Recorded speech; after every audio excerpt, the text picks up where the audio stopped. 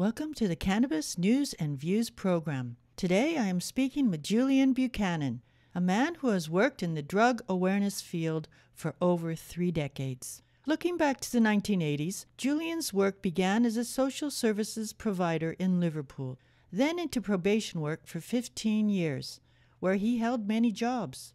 One most notably as a drug specialist, taking part in the first harm reduction practices assisting heroin addicts, known as the Merseyside model. This before his work as a lecturer, researcher, and program director establishing criminal justice programs for 3 universities in England, and then re-establishing himself on the other side of the globe at the Institute of Criminology at Victoria University in Wellington, Aotearoa, New Zealand.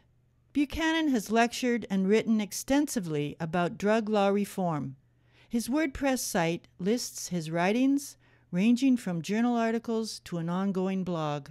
Articles such as the drug policy sham to 16 groups that benefit from prohibition provide information supporting drug policy changes in respect to social, health, and human rights. Julian, how would you describe what more and more people are calling a drug apartheid? I use the term drug apartheid because we have embraced a whole section of drugs and we have separated and hidden underground and ridiculed and given a lot of misinformation to keep a whole section of other drugs out of the system. And there is no logical reason to make sense of this. The drugs which were on the other side of the apartheid, the drugs which are powerless, the drugs which are punished and policed, and the drugs which are subject to propaganda and misinformation, many of those drugs are safer than alcohol and tobacco. But privileging alcohol and tobacco, it's a strange choice. It's a cultural choice, and we've grown up with politically and culturally, and it's quirky the way it's evolved that way. But anything rational would choose a different drug. You wouldn't choose alcohol, which is poisonous. So it's a complete nonsense, the situation we've got. And the way in which we operate as a society with these substances is like an apartheid. It is illogical.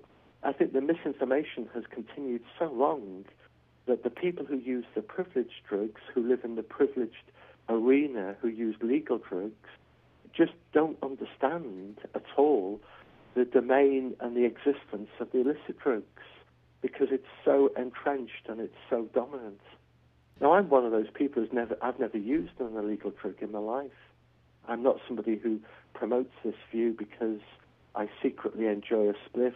I've never done an illicit drug in my life, so I come to this perspective through having worked in the field for many years, and I've seen the nonsense of it all.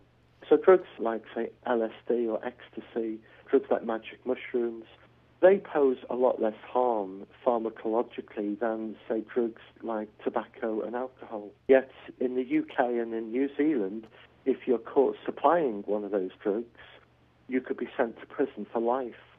It's very strange the way in which we have created this system of drugs which we can use, which have been promoted and approved by the government or by society, and the drugs which are frowned upon and face very serious consequences if you're caught in possession or supply. I've argued that really drug policy is causing more problems than the actual drugs themselves. It's not to say that drugs don't cause problems. We can all develop problems with different things, and alcohol can cause problems, but we have presented drugs as some sort of demonized substance that possess this incredible power, and they don't. Most of the stories and the pictures and the evidence that we show are really illustrations of prohibition and abstinence and tough enforcement upon drug users. It's a tragedy that people have been denied not just pleasure, leisure and relaxation, but people have also been denied therapeutic help, which would be afforded to them had they been able to access some of these illegal drugs for medicinal benefits. And instead they've been given pharmaceutical drugs, which have often caused more problems and not alleviated their harm. It's another major concern around the prohibition. The prohibition has sometimes denied people life. Julian, do you support the legalization and regulation of all drugs? What I would advocate is a system where we don't promote and approve and encourage particular drugs, particularly those dangerous drugs like alcohol and tobacco, but neither do we punish people for using the unapproved drugs, because the system of approval and unapproval is a complete mess, and it's very misleading, and we're promoting the wrong drugs. So I would favour a system which decriminalised all drugs and then allowed people to possess any substance that they wanted for personal use, and then regulate the businesses that supply those substances. Whichever system you go down, my key point would be that we must never, ever involve or invoke any penalties or offences for personal possession. So I would favour decriminalisation and ultimately legalisation and regulation. What can be done about this drug apartheid? So we've got two problems. We've got cultural problems of the way in which we see, understand, relate to, perceive illegal drugs. But we also have the other problem of the law and the structures. And so we need to address both of those issues in respect of fully accommodating all drugs and ending the drug apartheid. So we end the drug apartheid and we stop privileging particular drugs, and we create a level playing field, and we regulate and we make available all drugs. But we then need very considerable and very well-informed health education and information so that people will know what they're doing and know what the risks are. There's a journal article by Professor David Nutt published in The Lancet, and this group of experts did this piece of research, and they looked at all the different drugs. They rated them all in terms of different categories of harm, and the drug which was the most harmful out of the whole lot was a drug called alcohol or ethanol. So we've already accommodated the most dangerous drug that's available. So we can accommodate all the substances and give very sound and solid information. And we need to stop promoting them. The way in which we promoted alcohol, tobacco and caffeine is a disgrace, really. Do you think there are constructive ways that the general public can respond to these ongoing lies, myths, and misinformation that are at the core of prohibition and this global drug war? It's a really tough question, really. How do we tackle and what can the individual do? You know, it sounds very trite, but I think the best thing that we can do is talk and educate. And I think the more we can talk and bring things out in the open, and sometimes that means challenging as well. Just let me put it a different way. The regime that we're talking about originates in the 1950s, and we've still got it. Well, back in the 1950s, we saw the official dominant discourse for people of colour was racist.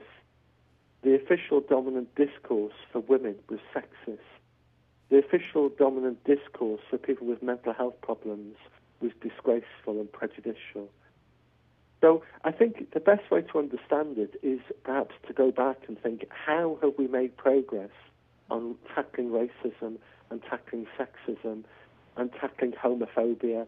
Because in relation to drugs, we've got the same issues. It's the same type of problem. It's endemic, structural, cultural and personal discrimination and misinformation and prejudice around illicit drugs and people who use illicit drugs. How do we tackle that? Well, we tackle it by demonstration. We tackle it by dissemination of sound information. We tackle it by challenging and confronting people at times in a way that is helpful and educational. We tackle it by talking. And eventually things will begin to change. But it's hard work when it's so embedded as these discriminations have been embedded. Mm-hmm. So I think if we see it in terms of how would we tackle racism and sexism and all the other issues, that's the best way to understand, as I see it, the situation we have in relation to illicit drugs. It's just another scapegoat. Yes, that's right. And scapegoats. And discrimination, sexism, what they've all got is they've got people in positions of power and privilege who want to maintain that power and privilege. And that's what you have. Whenever you look at a system of discrimination, there are people in power and privilege who are benefiting. So we have to understand that power and privilege. And I guess that's why I talked about the 16 groups that benefit from prohibition. Unless we expose and tackle the power and privilege of maintaining the status quo, then we're not going to address the problem. I talk about drug apartheid.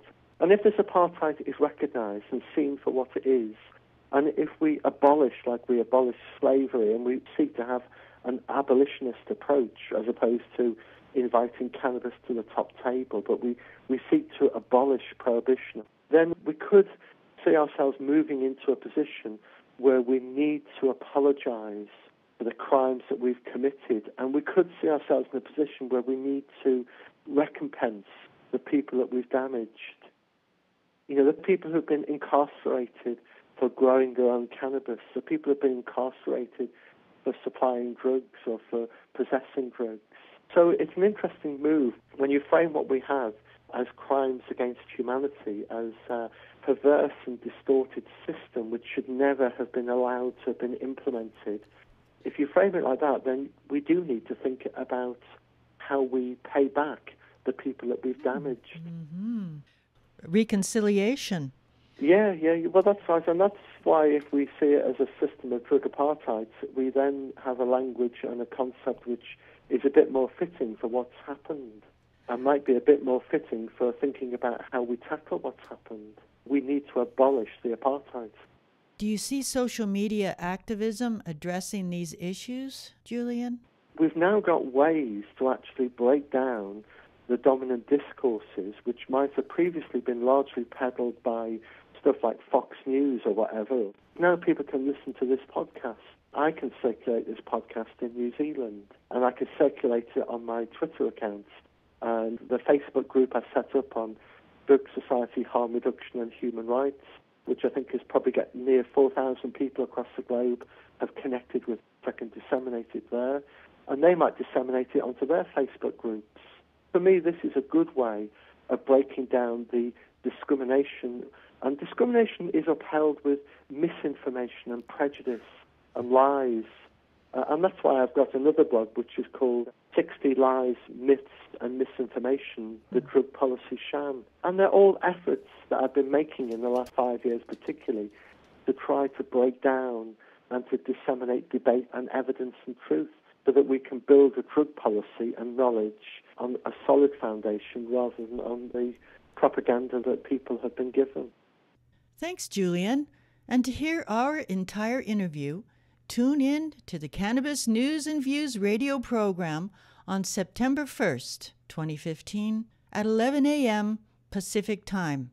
Check out julianbuchanan.wordpress.com for more of his articles on how prohibition and the global drug war are not the answers to the social and health concerns of addictions and so-called illicit drugs. And this has been Jana Juniper G with the Cannabis News and Views program, care of CFUV Radio, online at cfuv.uvic.ca, and thanks for listening.